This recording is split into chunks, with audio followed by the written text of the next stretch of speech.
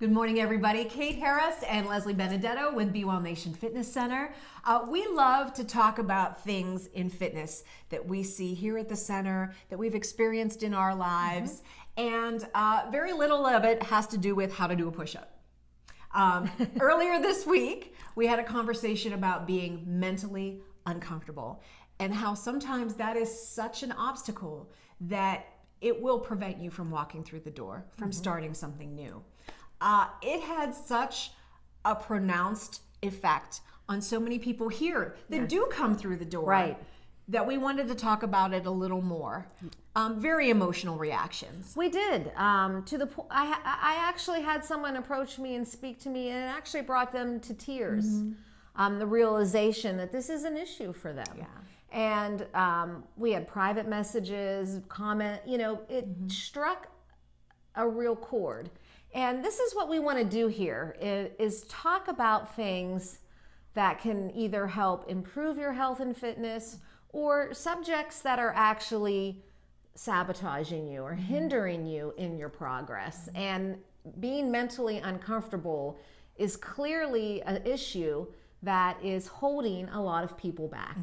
So after our first video this week, we realized that we left things very open-ended, kind of like opened that can of worms and then said, good luck with that.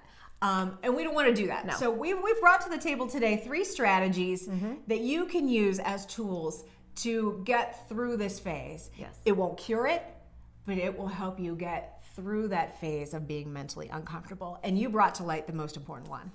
Bring a friend. Yeah. If you're entering and you want to start a new program or a fitness class or a gym, maybe just the simple thing of inviting a friend to come with you, to help, just to feel more comfortable when there's more than one. You're more comfortable, you'll be more accountable. They've actually done research studies at universities. I think the rate was, it goes from a 46% chance of dropping out when you're alone to a 6% chance when you have somebody with you. It's a gigantic step to bring a friend with you towards success.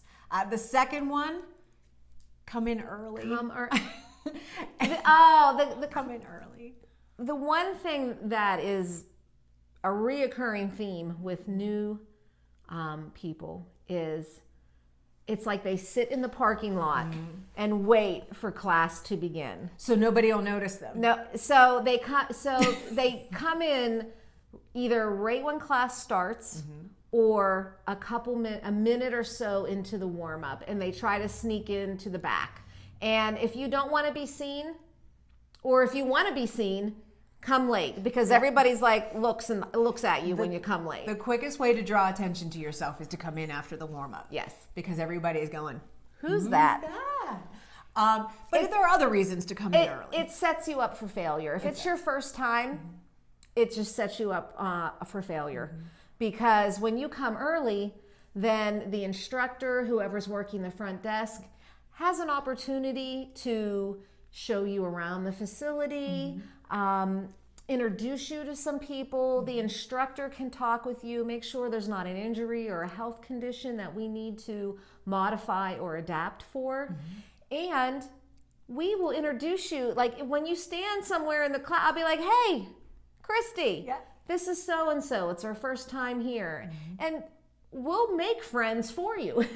Absolutely.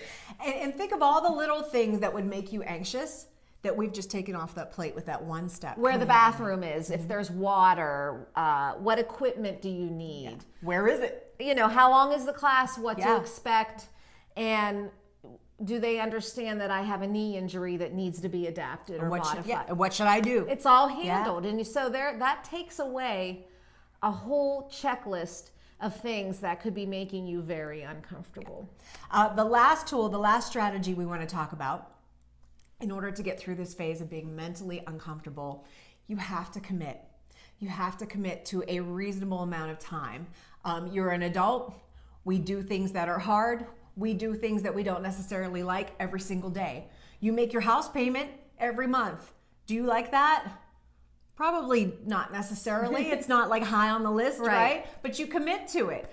This is not far from that concept.